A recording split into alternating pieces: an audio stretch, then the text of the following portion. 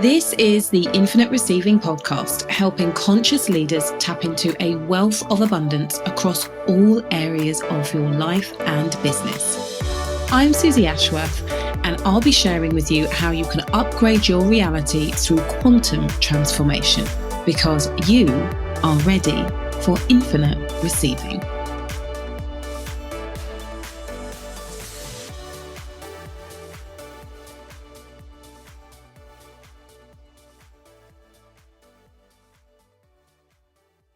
Hey, gorgeous. I am excited for you to hear this episode. It is with my former client and now friend, Marta Hobbs.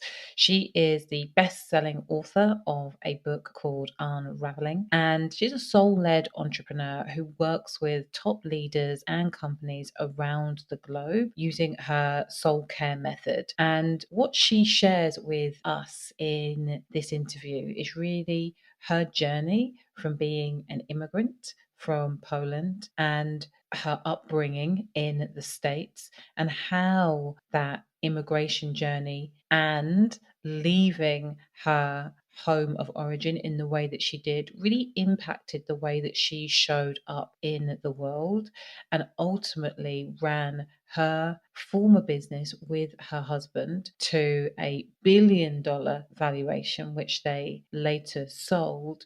But who she became in the running of that company, and how her trauma and the experience that she had growing up really created the perfect storm for overachievement and ultimately burnout. And what I love about this conversation is ultimately this is her redemption story, and there are so many different threads and tools and ways of thinking and being that are so helpful for everybody, and especially women who are feeling driven to work in a way that is never over the long term going to serve them, their family, their loved ones. So without any further ado, let's get on with the episode. Hello, you gorgeous human being. It is Susie Ashworth here, and you are listening to the Infinite Receiving podcast.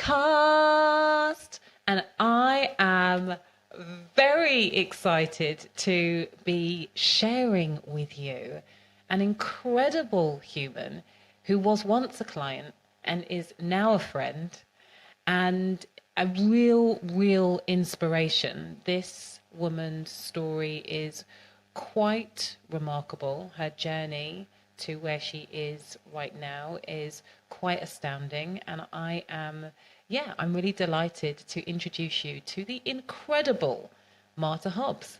Marta, welcome to the podcast. Hi, Susie. Hi, everybody. Thank you. Thanks so much for having me. I'm so excited, and thank you for that beautiful intro. You are really welcome.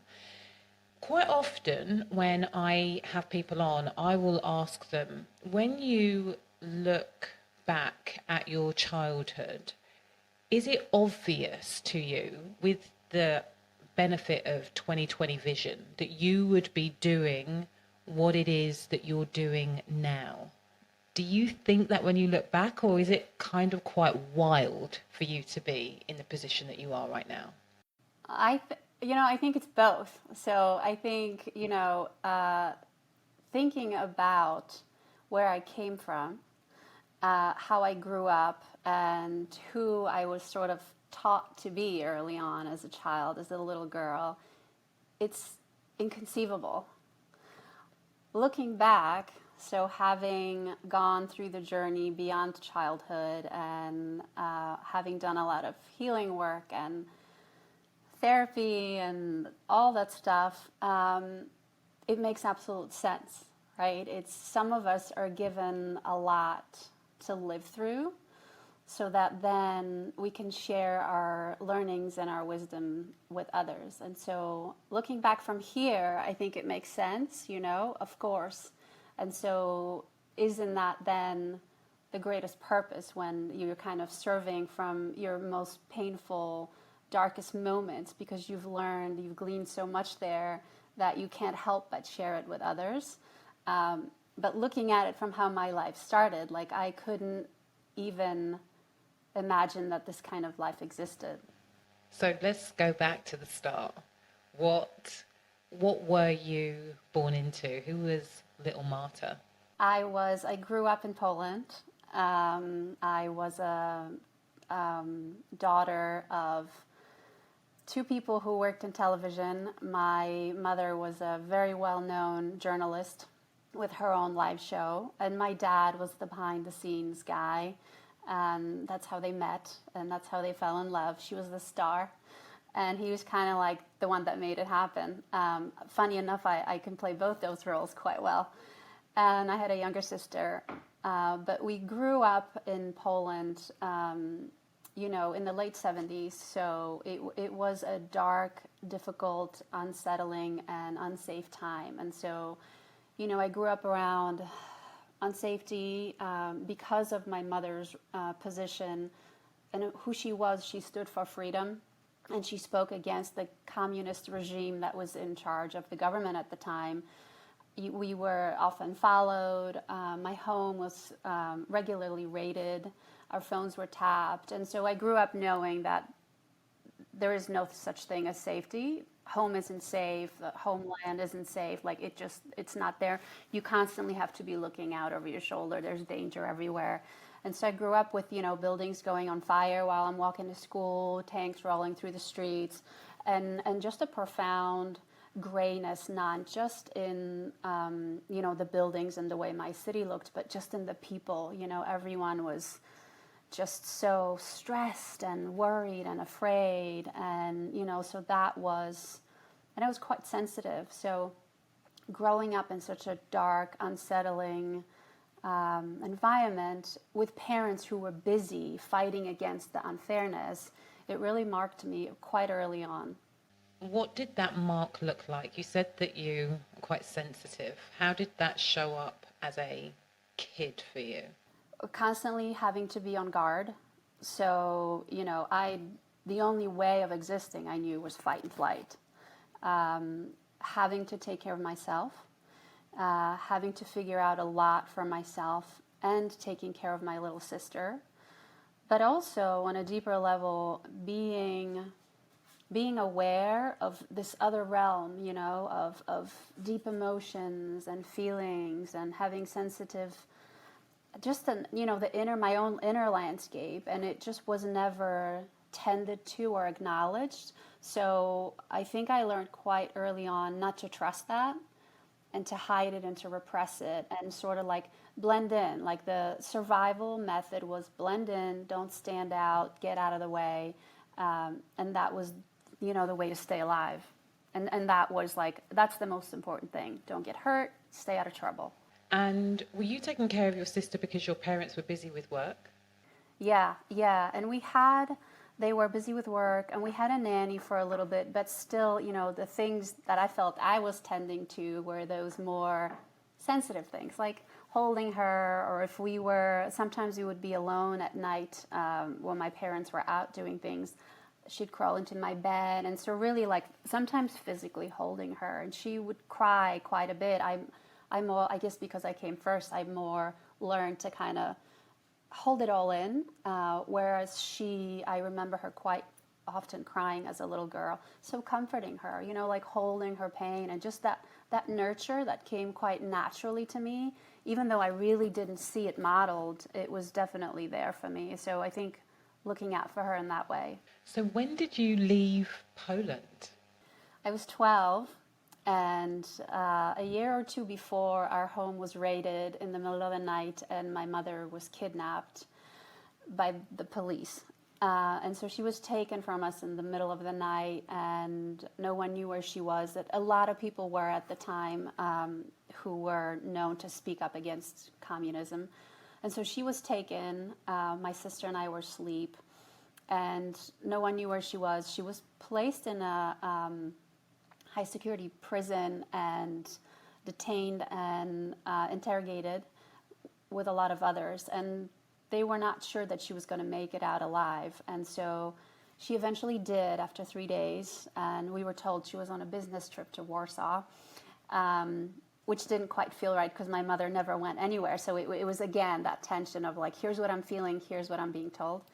And so I think at that time when she returned and then she was told she would not be able to work legally in the country ever again, that my parents decided we would apply for political asylum in the United States. It also a super secret process.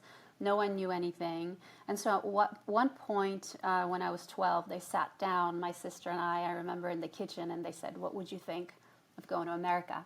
And, this was before you couldn't Google it, before the internet. This was, the mid 80s.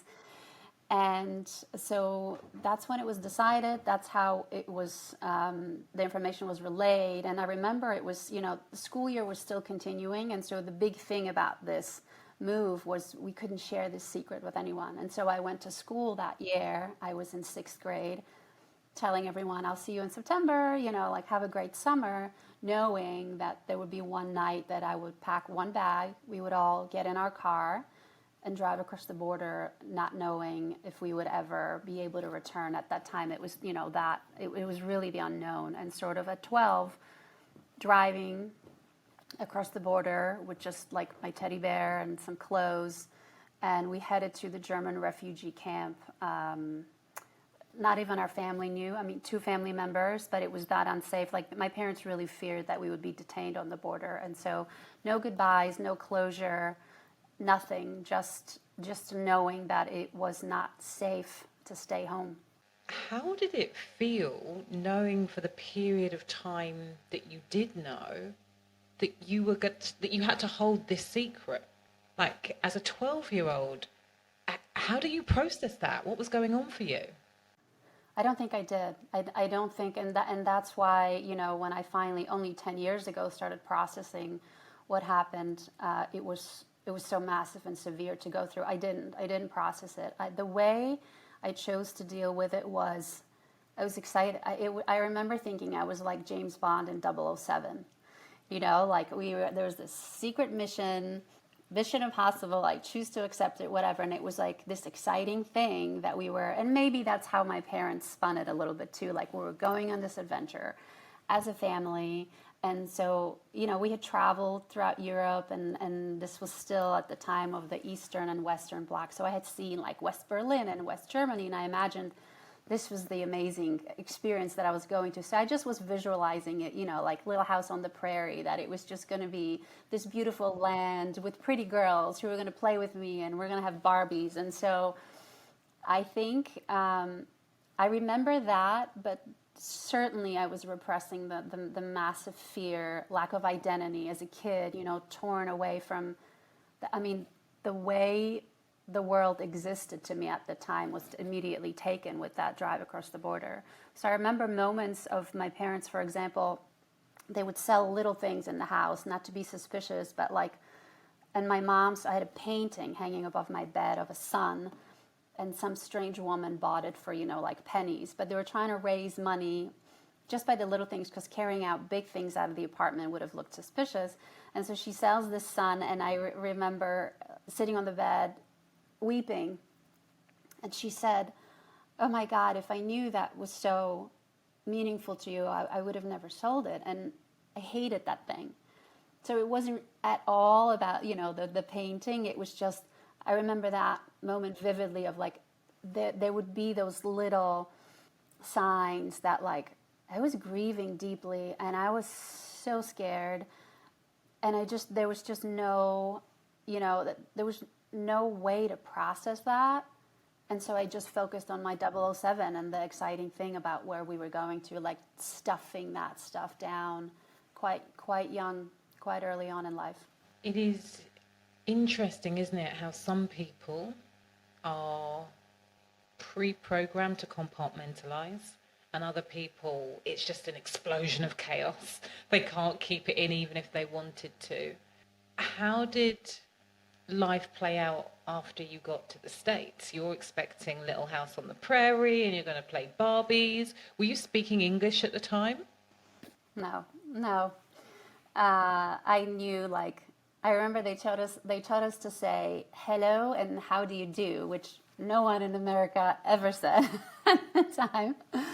So, I knew a couple of sentences. I knew how to say my name and my age. it was not Little House on the Prairie. We arrived to Brooklyn, and the first place we got placed was temporary housing in Flatbush, which was at the time one of the worst neighborhoods in the city. And, it was a small apartment, which was filthy, that we shared with other refugees with one bathroom. And I remember my mother saying, "This bathtub is so filthy, I don't want you to sit in it. I want you to stand, and I'm just going to pour water out of a pot over your body and don't touch anything." So it was shock. And so for the first, maybe even a year, I remember almost nothing. Like I have two distinct memory, and that's one. And the second is, going into school. And imagine, this is junior high school. I just turned 13 in Germany. And so I go, what was in the States, the 7th grade.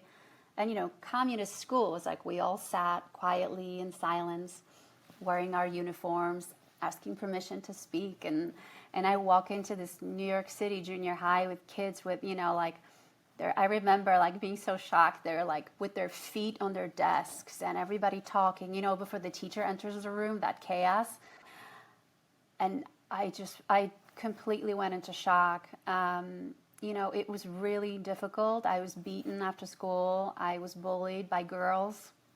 They would follow me home and like circle me and punch and kick me and pull my hair.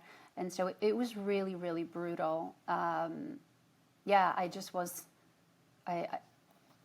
no other way to say it, but like it was probably, and having to deal with that at 13. And my parents were working, my dad was working 2 jobs, and my sister was in school. So again, that feeling of, I got to stuff it down, I got to handle it myself, and I got to stay strong.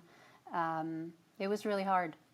It's really interesting. Obviously, I know quite a bit of your story and what you went on to create with your husband is quite astonishing.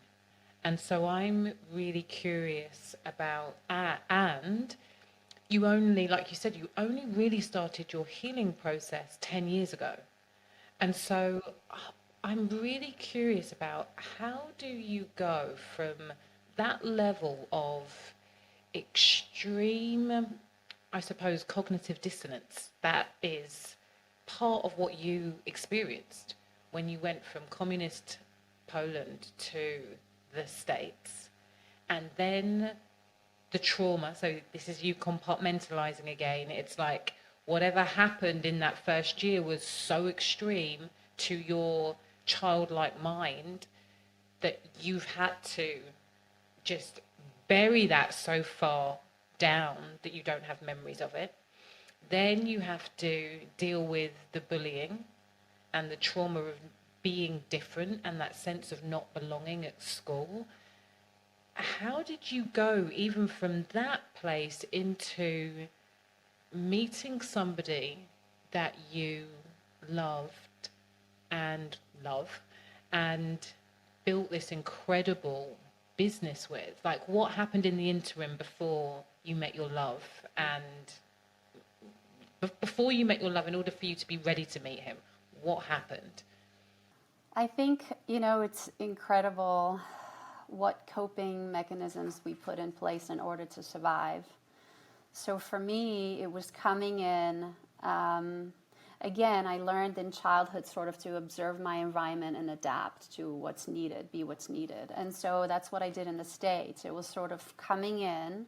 It was easy to observe because I couldn't verbalize, I couldn't communicate because I didn't speak the language. So I spent a lot of the time really observing, and then like a chameleon becoming like everyone else. Not only because I was a teenager and I wanted to fit in, also because I was an immigrant. I just wanted to be like everyone else. And anything, any way or form that I stood out, it was erasing that. So really initially the tool or the method was erasing my foreignness, right? And so, but from that something beautiful was born, or maybe it was always there, and that is, I can do anything. Like I can, as I watched them doing the things, of course I can do that. I can do that. I might not be able to speak about it in English, but like I can do it. And so there was this drive that was born. I want that because they all have it. I can do it, and I can do it better and quicker because that's again survival. I had to figure out how to learn English in 3 years to take exams for university. I did, So it's figuring out that I can do anything, and then saying I am deserving of that and more just because I'm here, just because I'm human. So I think, but also there was a deep, deep wound that drove me. And I think this is a big part of my success, and that is to prove to everyone that I could do it. I'll show you. Oh, yeah? Watch this was a big line that I used through, taking myself through high school, taking myself through university, working 3 jobs while I was a full-time student. It was just, I'll show them, so like the bullies or the people that were like, you're not good enough or you don't belong. It was proving to them, but I think also moreover proving to myself that yes, I could have all that and then some, and yes, I could belong. And so that's what drove me, So by the time I met Jim, my husband, which was my senior year of college, of university, I had already had a reputation for leading, might watch this, like everyone was always like, let's go with Marta. She's always planning something. It's always big and grand, and she's doing fun and exciting things. I was an entrepreneur by the time I was 16, barely in the States for 2.5 years. So like that drive, that really, really served me well, until it didn't, it was this, I'm going to make it happen. The It's so interesting to hear you say that, because that sounds like that drive was just simply innate. So whether you had been in the States, whether you had been in Poland, whether you'd ended up in Germany, regardless of where you had been, that drive sounds like you were born with it. Does that feel fair, or was that intention? You I think it was created it. there. I think it was definitely there. I think if I look at my family history, if I look at the history of my country, I was always a warrior. My parents always were fighters. My grandfather fought in the war. He established the home country, the hometown, the home city that I was born in. My grandfather was like taken to Siberia. So like physical participation in wars and battles is like handed down to me through generations. And so, yeah, I came in with that fire, with that warrior stance. And I think, like I said, it worked until it didn't. My learning in life really has been, that was the natural way of existing. And that's what was modeled too: tough, strong, persevere, resilience, phoenix rising, like that power. But my learning has really been to come into my feminine, right, and to soften. And that tenderness, which also was very, very present when I was little, there was just no mirroring for it. And so that was the part of myself that I really hid to fit in and to belong and to succeed and to accomplish all the things that the world told me would make me happy. So let's talk about that bit, because you have created something quite remarkable with Jim. And I would love to hear actually the love story and then how that moved into the business. What was it about him that you were like, I want it? It wasn't quite like that. It was he that did the. It was for me. For me, it was an unexpected invitation, which which is also very present in my life. Like I get invited, I get surprised by the divine constantly, and that this was certainly the case with our now 27-year long marriage. We met at work, and he was the sportscaster. So interestingly, mirroring the relationship between my mom and my dad. She was on air, he was the cameraman. My husband was the sportscaster, and I was the camera, the teleprompter. I was in production. That was what I studied, television and university.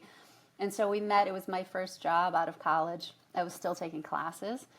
And there was always this rule about you're not to date the people that are on air. You're like the help, the behind the scenes. And so I would organize these get-togethers for the crew. Every Thursday we would go out for drinks, and he said, I want to come. And I was like, well, it's against the policy. And he was like, I don't care. And so, which also says a lot about who he is, and why our business was successful. And so it was like that. He went out with, everyone, after a newscast, and that night he kissed me. And I remember asking him, what are you doing? And he said, I'm kissing you. And that was it. There were no games. I think he said I love you after 2 or 3 days, and that was in 1996. And yeah, we just both had this fire and this energy and this hunger and thirst for life, for experiencing it, really. Like, we traveled everywhere. We just, yeah, it was a lot of fun. And so, that also is what fueled our business. And it came out of a trip. We went to the Caribbean one time, our first time, and we just fell in love with, the way of living, like the slow or easier pace, the sunshine, the culture of the people, the beauty of the land. And we were just like, what can we do that we would get to come back here all the time? And so we came up with this concept of, a lot of people were buying timeshares at the time, and a lot of companies were reselling the weeks you couldn't use. And that's how we started. And it was on the island of St. Martin. We came up with the name Cheap Caribbean, wrote it on a napkin on the flight back home. Got back home, registered the URL for $9, and started building out, a website out of a template that came with the company that we bought the name from. And that was it. That was 2000. And it was, again, before YouTube, before social media, and it was simply word of mouth, and it grew that way at first. How did, if at all, your previous experience, so this sense of being in fight or flight, how did that show up in your relationship with Jim in the beginning? It was the way I knew myself to be. So it just was who I was. So always full of energy, always doing, always getting, like, excitement, that like passion, and all the early stuff that happens in a relationship. So there was just a lot of excitement, I would call it, not knowing that it was all my stress hormones running through my body. And that was my comfort zone. That was just who I became, and so I think it was quite attractive. And, it's a magnetic thing to be around someone who's just like out there doing big things. And, it's still something that I embody today, but now it's a lot more intentional and balanced with the other. So that was the start. Where did you take it? We took it to $2.5 billion in revenue. We took it to over 500 employees. We took it to multiple offices in the United States. Almost launched in the UK. We had an office in the Caribbean, in Mexico, in Canada. Yeah, we just were like, we're going to take over the world, and we're going to take on Expedia, and we set out for, now it's such a known process, visioning and manifesting. But at the time, everyone thought we were crazy. Everyone thought we were nuts, and that we would be divorced in a year, and that we would be bankrupt and broke. And we said, oh yeah, watch this. It worked in terms of first of all, wow. Those numbers are insane. 2.5 billion in revenue, 500 people. And you said at the beginning that Jim was the star, so he was the sportscaster and you were behind the scenes.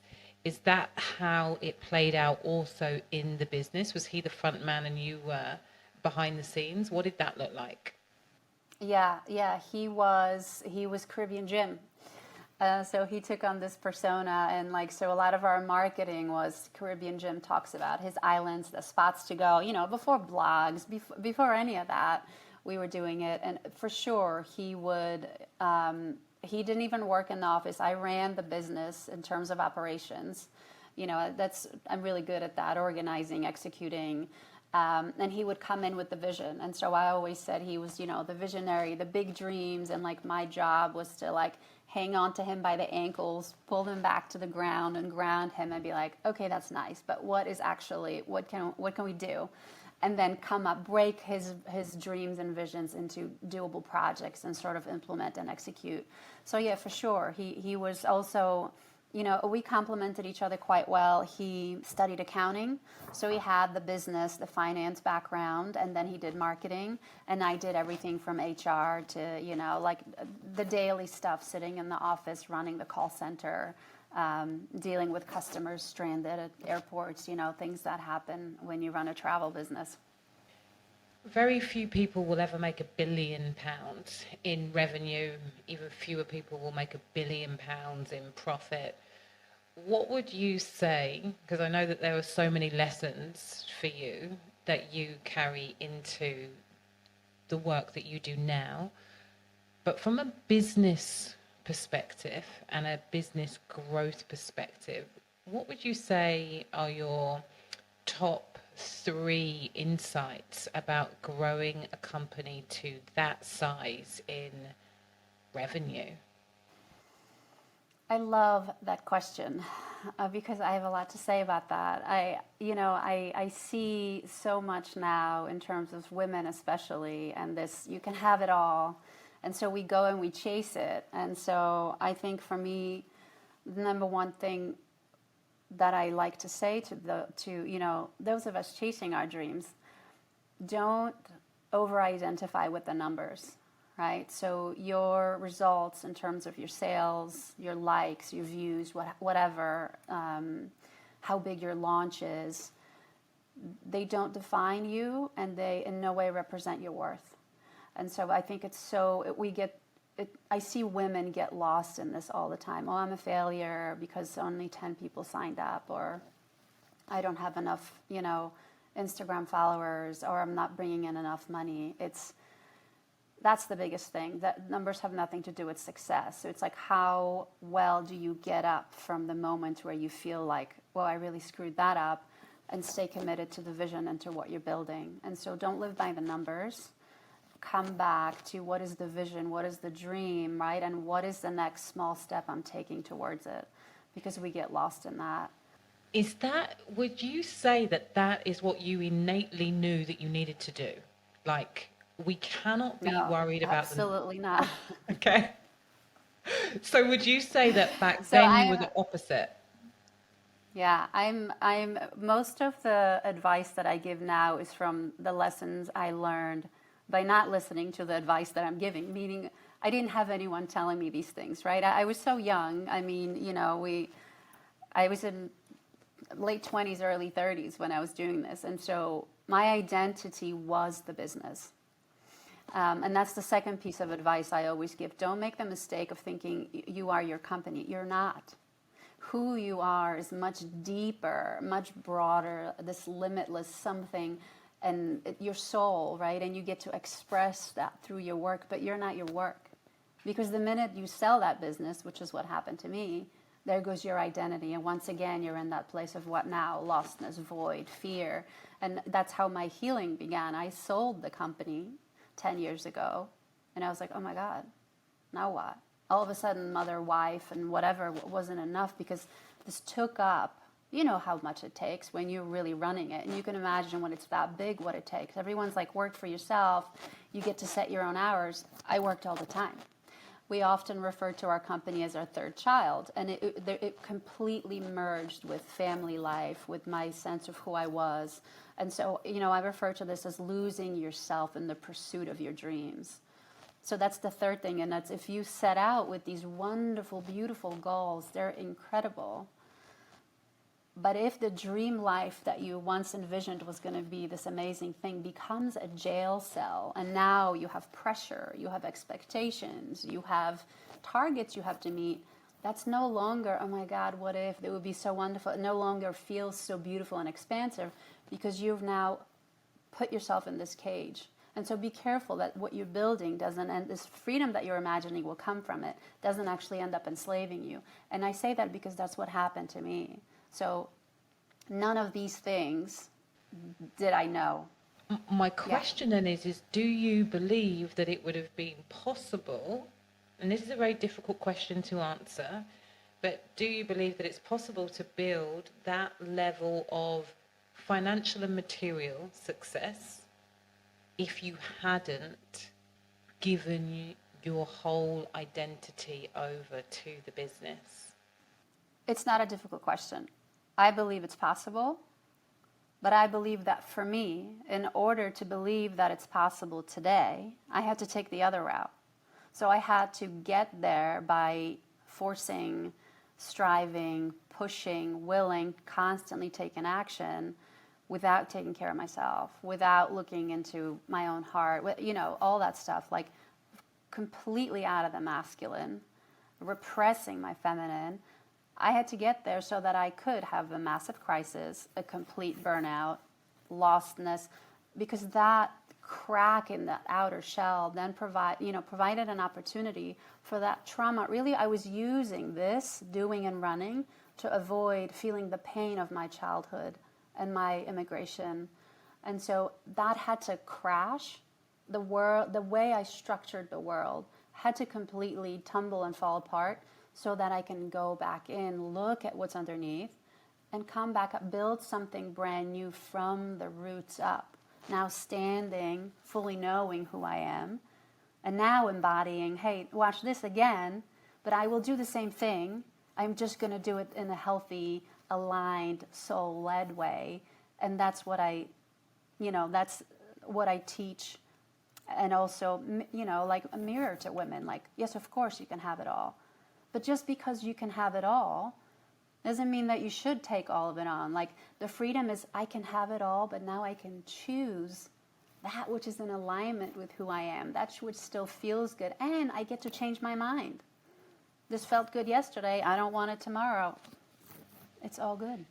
What I really hear, and I think that this is super important, is yes, it is possible to have your big, audacious, beautiful dreams, and maybe this is a timing thing, maybe this is your, like, when I say timing thing, maybe this is a moment in time where it's now possible for women like you, like myself, to say, I want to do it, but I don't have to do it like, the old archetype, Margaret Thatcher. I don't have to become a man to thrive in a patriarchal man's world. I get to do this through surrendering to the feminine, through using my innate and intrinsic skills as a feminine being. And it's funny, I'm conscious of the language that I'm using here, so to just be particularly stereotypical, we have the masculine energy and the feminine energy, and just how we choose to show up in the world. There gets to be I think there gets to be balance. But what I hear through your story is that it wasn't even you were working in your divine masculine. It was the need to go all in, be fully busy, and have that be your full identity, because you were running away from all of the pain and all of the hurt. And often with addiction, and your work ultimately does sound like an addiction, we're either trying to numb ourselves or fill ourselves up, validate ourselves, in your case with success, in order to feel okay. And we get to do it differently now. Yeah, that's why it's super important to know what's motivating you. I see so many people chasing money, for example, right? Like wealth and I'm worthy and all that. Fabulous. But are you doing it because you grow up super poor and now your way of dealing or not dealing with it is to completely, repress?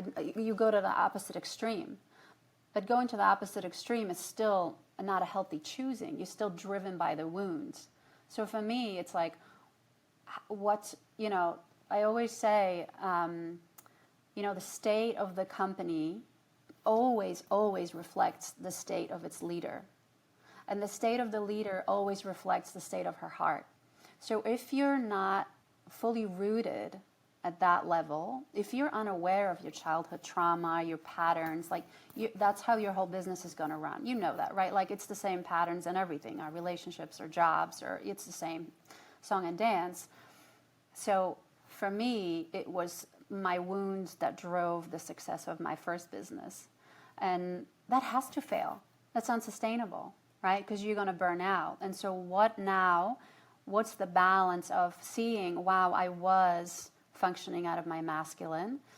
Now, I'm not saying that was bad, and now going all the way over to, I'm just going to surrender and do nothing, because that's pushing against and repressing too, right? Resisting.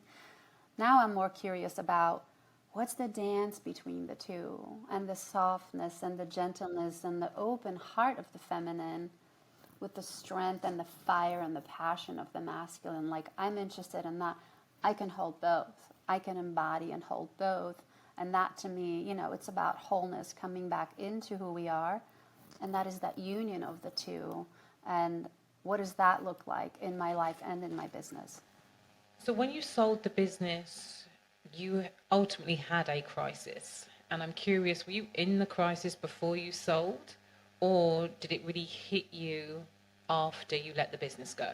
Yeah, it really hit me about a year after. In the year after, I would say, it started. It's the signs and the nudges were there. I just was ignoring them. And again, by keeping busy, taking on more projects, doing things. We had just moved to Paris, to France, and so life started to slow down. The pace of my life started to slow down. I had more open windows in my calendar, which initially I tried to fill. My children got a little older, and the way of living here is a lot more independent. In the States, I was constantly driving them to play dates. Here we're in a city, they had the metro, Uber came on the scene, and so it wasn't like, I was juggling 100 things. As there was less to do, my body really started to be the place where I started to note, anxiety at first. I just ignored it. And in very creative ways, or a cocktail, or, we're so creative. But those were the early invitations to, like, something's off, something's there for you to look at.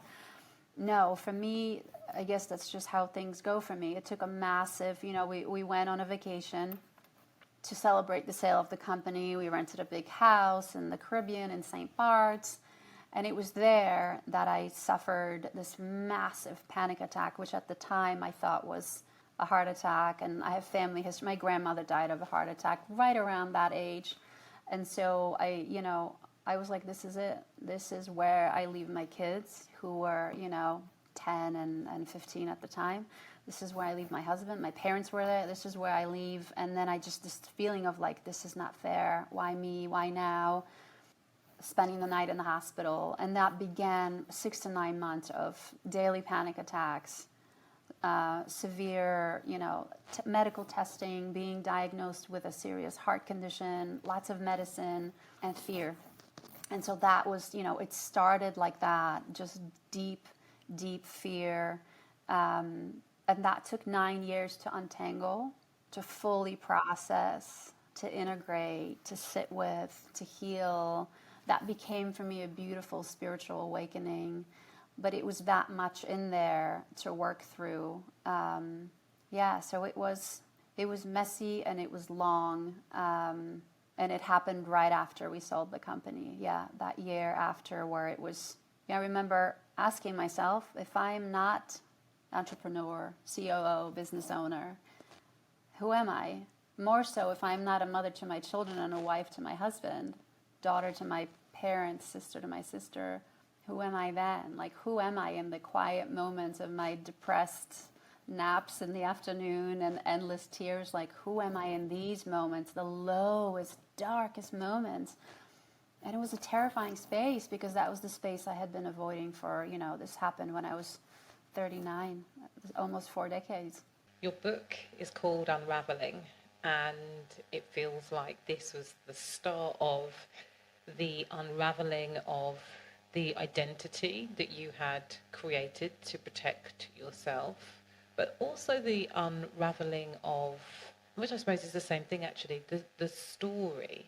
And so I'm curious, in those 9 years, which has led you ultimately to the path that you are on now with your new company, what are the key things, healing modalities or experiences that you had that have really kind of led you to the work that you're doing now? At first, I think it was understanding that I am not the stories that I tell myself about who I am. So I'm not my past. I'm not the one who doesn't belong. I'm not the outsider. I'm not the foreigner. I'm not the one that has to prove to everyone that can do it. Really unbecoming everything that I had worked so hard to become, and seeing that actually none of that is who I am.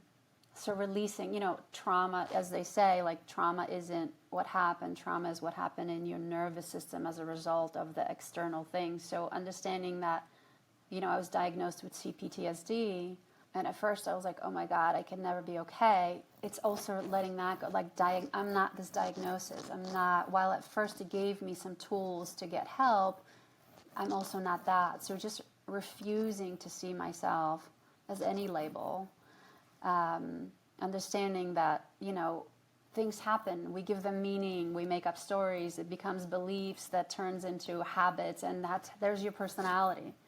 None of it is actually your essence and your truth. It's just a result of things that happen or things people said. I'm sure if I came to America and everybody welcomed me with open arms, I would have been a completely different person, right? And so, like, how all that happened is how I became. So first, that was massive. Seeing that I'm not my trauma. Healing the body was huge for me. So all sorts, yeah. Can I ask, if you're not your trauma, if you are not the CEO, if you are not all of these labels that you've been given yourself, who are you? You are the soul. You are the divine energy expressing itself through this human form. So you're this beautiful vessel of how God, the universe, gets to experience itself in physical form. And so from that space, this is why I think this is a critical point. Like, all manifestation, all abundance, all that work, it really, for me, roots down to identity. Because if you think you have to work super hard so you can get abundance and get all the things, you're still relying on your own will and on your own self. That's exhausting. But if you know deep in your body that this is just the form that you take on in this life, in this world, but what you are is boundless, limitless, and abundant in nature, then you get to sit back and receive. And so it's key to remember, I am the soul having a human experience. Because from that space, truly anything is possible. You're not just making it up. Like, God is all. And that's what you are, ultimately, I believe. You're the divine embodied. And who would you like to be while you're here? What is the greatest expression of you that you can imagine while you're in this life? And there's your purpose. Become it. So you had to drop all of the mental stories, and what you've just described is the outcome. You were about to say you did a lot of work through the body, and I am curious to hear more about that, because I think that often it's one of the key areas that is overlooked when it comes to moving through our trauma. And I want to know why you think it's so important in order to work with the body in this way, in order to be able to remember. Because I feel like what you've just described about knowing that you are, your essence is ultimately limitlessly abundant. It is God, it is the universe, it is all things. That's a remembering. So, how does the body stop us from remembering that, and what are the tools that you get to use in order to remember that? Yeah, you just probably unknowingly you just expressed it. Like, what? How do we stop, and how do we remember? And it's yes, you are the soul, but in this lifetime, you get to express that through this body. And so, for everything to flow beautifully through you so that you can express it, you need to get rid of the stuff that keeps it stuck. And so, I spent quite a long time studying trauma, how it affects the way our brains develop, how it sits in our cells, in our bones, how it's handed down through our generations that came before us, how it's part of our DNA, how it sits in the nervous system. And so there's all these ways, and so many people just want to move right to mindset work. Oh, okay, I had this trauma. I'm just going to be like, I'm limitless, fabulous, except you will never embody that belief, because what's blocking you is the stuff that's stored physically in your cells. And so, this was the great work of coming back into the body. Like, I just did not realize that I was living all of my life from the head. Everything was not really living, but thinking about living, planning, scheduling, like lists, all that, because I love to keep busy. But it's coming back and, coming back into the senses, like the taste, the touch, the smell, your sense of hearing, like really seeing everything, coming back into the body, slowing everything down. So a lot of breath work. I did a lot of yoga. And as I started doing that, I really started to encounter the deep, deep pain. So in those places, I started to remember, memories would come back to me from my childhood. Like I remember doing hip opening poses in workshops and just grieving, not understanding. And so then I got really curious, like, what the heck was that? Learning how it's all stored in various muscles and how we can release it. And that became a fascinating journey. And then I knew that was my path. That was the clearing. So learning to sit with bodily sensations, like that was so dangerous for me. Learning to sit with feelings and emotions, how they move through, learning how to sit with discomfort. I just was never taught that. Like really learning how to be in this human body. I'm like, someone needs to teach kids how to do that, because we're constantly escaping what we don't want to feel. And so it became my mission for a while, like, I'm going to sit through whatever is here, and I'm just going to try to love it. And yeah, it was so, EMDR, I went to trauma therapy. I really felt like the retirement at 39 and the financial gift of selling my business allowed for me to go all in, but on this healing journey. And so I saw all the therapists, all the healers. I tried, all the modalities. Some of them I loved, some of them I didn't. But it was just like, I'm going to find that golden elixir in this journey. I'm going to find the answer, not just from myself, but then to give hope to others who are suffering. Like I remember feeling, my God, I think dying would just be better than to sitting with this tremendous pain and yet waking up the next day because I had 2 kids that I wanted to see. And, yeah.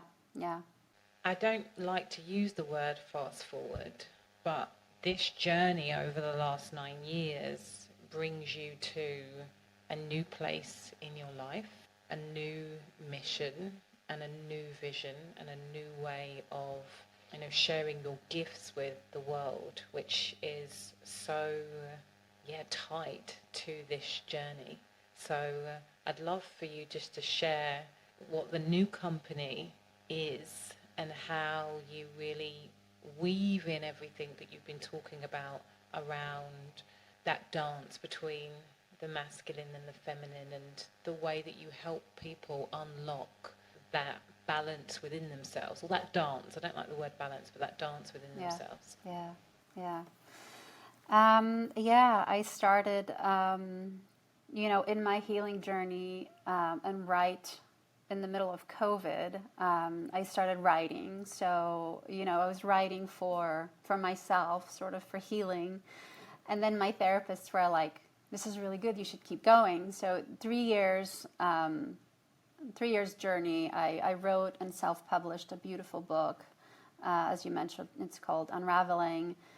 And from there, really, the idea was born of, oh my God, like, this is the thing. Like, after retirement, I was like, what next, what next, what next? And I was tired of healing. I wanted to create. I wanted to do something beautiful again. And writing this book was not only cathartic and therapeutic, it also was like, this is now my gift to the world. And so from the book, a bigger vision came, and that is becoming the mentor I didn't have while I was building my big company, walking alongside, being the companion to women who, like me, were like big vision, big dreams, but completely lost sight of themselves in the pursuit, in the chase of it.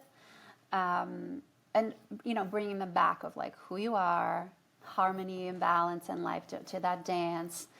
That I have a huge heart for that. So I don't call it empowerment. I like to say, like, I'm not here to empower you. I'm here to remind you that you can empower yourself. So like all the power is within you. So all my work is always about, going inward. And so I also developed a spiritual self-care practice, which I call soul care. And that is teaching people who don't normally meditate, or someone who's like, okay, the soul concept is great. How do I tap in? How do I tune in?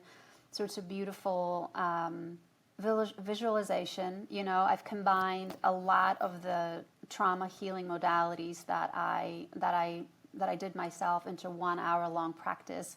And I sit with entrepreneurs, CEOs, busy, successful leaders, teaching them that, like, while you're living in this fast-paced, chaotic world, here's a way for you to tap in and sort of take a seat back, reconnect, remember who you are, ground yourself, like experience stillness, silence, solitude, a complete sense of inner peace, and then re-engage with the world. And then you become that for others, right? You become a leader from that space of rootedness in, stability and knowing in who you are, rather than bringing chaos everywhere you go.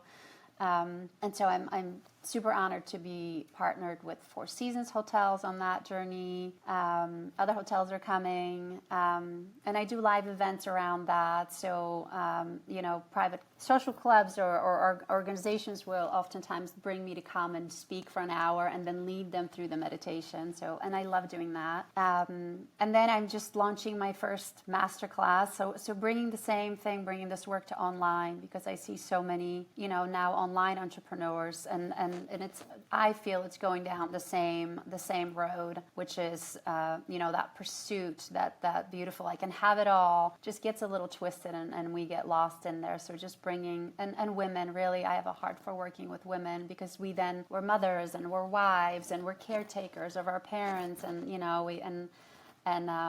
just asking very often, like, how are you pouring into your own heart? Like, how are you looking after your soul? And I think the goal now is just to remember who I am and stand in that so solidly and shine my light so brightly that I remind others of who they are.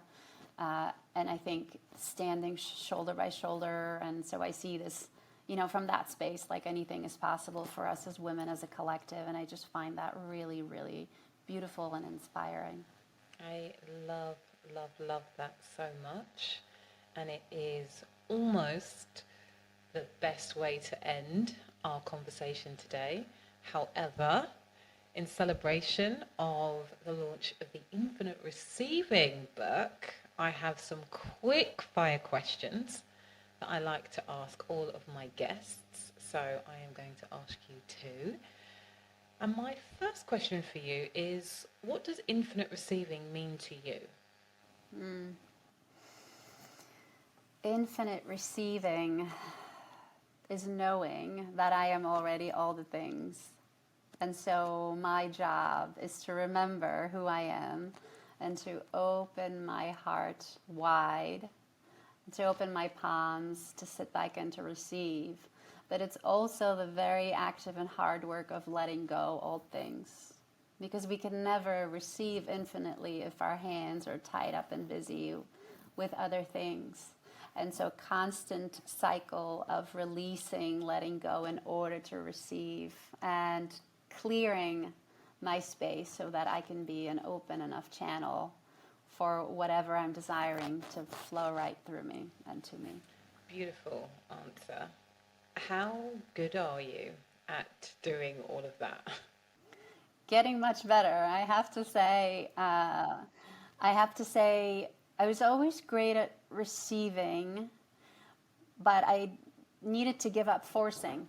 So it was, I was still hanging on, not so great at letting go, but the receiving, I've mastered that. So now I feel like if I add that at mastering letting go, then it can take me to a whole other level. So it's a work in progress.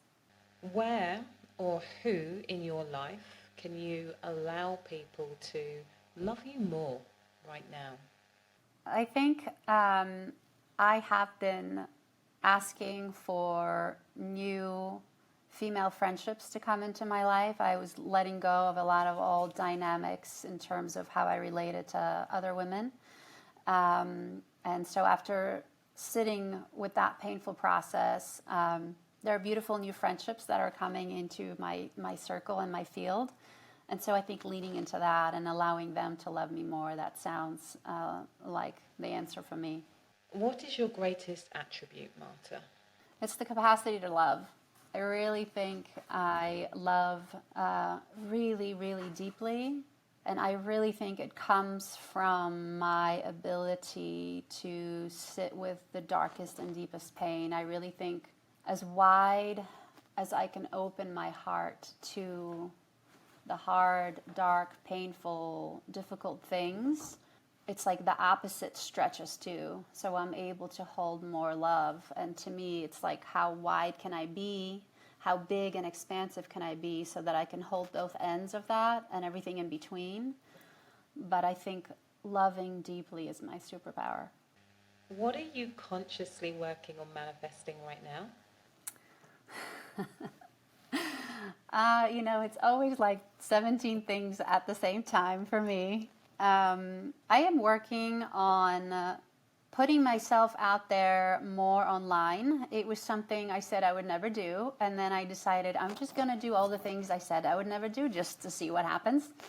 And so I am manifesting creating a business online. I really thought a lot of my work would come from in-person events, which I think are magic.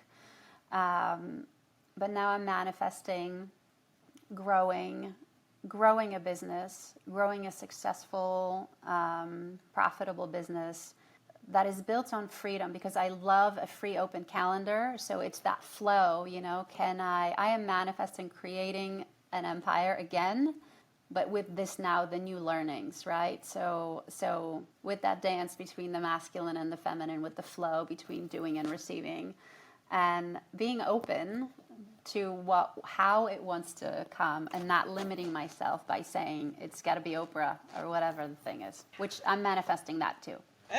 Of course you are. And where can you allow yourself to be more supported right now? By my husband. I think because we grew the first company together, there was a strong belief initially that I need to do this myself, to prove to myself that it's me. And so I was really pushing any of his advice or assistance, because this was mine. This is not yours. This is not ours. This is not we. This is me, me, me. It just pushing against that. And so now just recently I've really started to invite him into things. And he's really excited and really supportive. And we've completely switched roles. And so I think it's beautiful for our journey together too. Like, now I get to be the one up front and he gets to be the one behind the scenes. And I think that will be extremely healing and beautiful. I love, love, love, love, love this so much. Can you share with my gorgeous audience where they can find out more about your work? Yes, visit my website, which is just martahobbs.com, or come find me on Instagram. That's always easy. Also, Marta Hobbs. And yeah, that's it. Perfect. Thank you so much, Marta. I deeply love and appreciate you. If you have loved this episode as much as I have, do me a favor, please share this with a friend and tag Marta and I on Instagram. Let us know what your biggest takeaways were. And in the meantime, please remember that faith plus action equals miracles.